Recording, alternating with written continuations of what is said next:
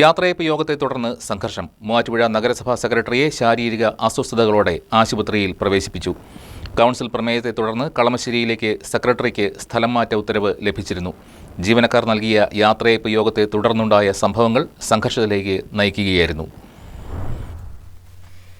UDF നേതൃത്വത്തിലുള്ള മൂവാറ്റുപുഴ നഗരസഭാ ഭരണസമിതിയും municipal സെക്രട്ടറിയും തമ്മിലുള്ള ഭിന്നത ഏറെ നാളുകളായി തുടരുകയാണ്. സെക്രട്ടറിയെ മാറ്റണമെന്ന നഗരസഭാ പ്രമേയത്തെ തുടർന്ന് അവരെ കളമശ്ശേരി നഗരസഭയിലേക്ക് സ്ഥലം മാറ്റിയിരുന്നു. ഇവർക്ക് ജീവനക്കാർ ഒരുക്കിയ യാത്രയയപ്പ് യോഗവും തുടർ സംഭവങ്ങളുമാണ് ഇപ്പോൾ വിവാദമായിട്ടുള്ളത്. യാത്രയയപ്പ് യോഗം സെക്രട്ടറി ഭരണസമിതിയെ വിമർശിക്കാനുള്ള അവസരമാക്കി എന്നാണ് UDF പറയുന്നത്. പിന്നാലെ മുനിസിപ്പൽ ചെയർപേഴ്സൺ ജോയ്സ് മേരിയുടെ നേതൃത്വത്തിൽ ജീവനക്കാരെ വിളിച്ചു ചേർത്ത് വിശദീകരണം നൽകി. സെക്രട്ടറിക്കെതിരെയുള്ള ആരോപണങ്ങളും അവർ ആവർത്തിച്ചു.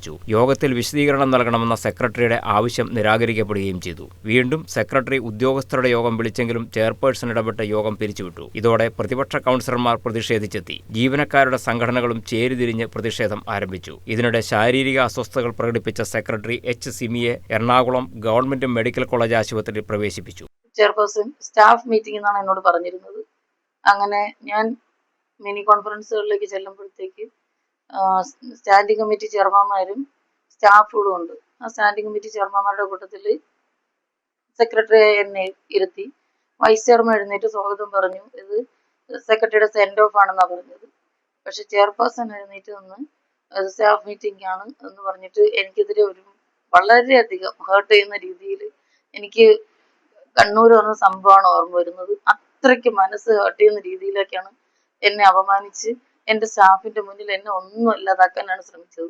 ചെയർപേഴ്സണെതിരെ പ്രതിപക്ഷം രംഗത്ത് വന്നു. ചെയർപേഴ്സന്റെ നടപടി അനുവദിക്കാനാവില്ലെന്നും സമരരംഗത്തേക്ക് കടക്കുമെന്നും LDF നേതാക്കൾ പറഞ്ഞു. ഒരു 5 മണിയോടുകൂടി നമ്മുടെ മുനിസിപ്പൽ സെക്രട്ടറി ഓഫീസിൽ നിന്നും പുറത്തോട്ട് വരുന്നത് ഞങ്ങൾ കണ്ടതാണ്. അതിനുശേഷം ഏതാണ്ട് ഒരു 10 മിനിറ്റിന് കഴിഞ്ഞപ്പോഴേക്കും വിളിച്ചു, ഇങ്ങനെ ഹോസ്പിറ്റലിൽ അഡ്മിറ്റാണെന്ന് പറഞ്ഞു. സെക്രട്ടറിക്ക് എന്താണ് സംഭവിച്ചതെന്ന് അറിയാൻ വേണ്ടി ഞങ്ങൾ ഹോസ്പിറ്റലിൽ എത്തിയപ്പോൾ BP കൂടി പെട്ടെന്ന് ആശുപത്രിയിൽ അഡ്മിറ്റാക്കണമെന്ന് പറഞ്ഞ് ആണ് ഉണ്ടായത്. ഏതായാലും വളരെ ഒരു മോശപ്പെട്ട ഒരു സാഹചര്യത്തിലാണ് നമ്മുടെ നഗരസഭയ്ക്കകത്ത് ചെയർപേഴ്സൺ ഈ സെക്രട്ടറിക്കെതിരായിട്ടും പ്രവർത്തിക്കുന്നത്. അതിൻ്റോടൊപ്പം തന്നെ ഇതിനു മുമ്പും പല പ്രാവശ്യവും ഷുക്കൂർ കൗൺസിലർ സ്റ്റാൻഡിംഗ് കമ്മിറ്റി അംഗമായ ഷുക്കൂർ വളരെ മോശമായിട്ട് ജീവനക്കാരോട് പെരുമാറുന്നതായിട്ട് നമ്മൾ പല പ്രാവശ്യവും പരാതി പറഞ്ഞിട്ടുള്ളതാണ്. എന്നാൽ എന്താണോ ഒരു നടപടിയും എടുക്കുന്നില്ല. വീണ്ടും വീണ്ടും ഇതേപോലുള്ള രീതിയിലാണ് അവരുടെ ഭാഗത്തുനിന്നുള്ള പ്രവർത്തനം. ഇതിന് ഞങ്ങളെ സംബന്ധിച്ചിടത്തോളം LDFനെ സംബന്ധിച്ചിടത്തോളം ഇത് കണ്ടില്ല എന്ന് നടിച്ച് നിൽക്കാൻ സാധിക്കില്ല.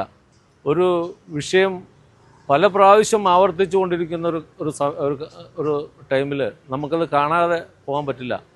അവരെ സംബന്ധിച്ചിടത്തോളം ശക്തമായ ഒരു സമരം ഞങ്ങൾക്ക് ഇതിനെതിരെ നടത്തേണ്ടതായിട്ടാണ് ഇപ്പോൾ വന്നുകൊണ്ടിരിക്കുന്നത്.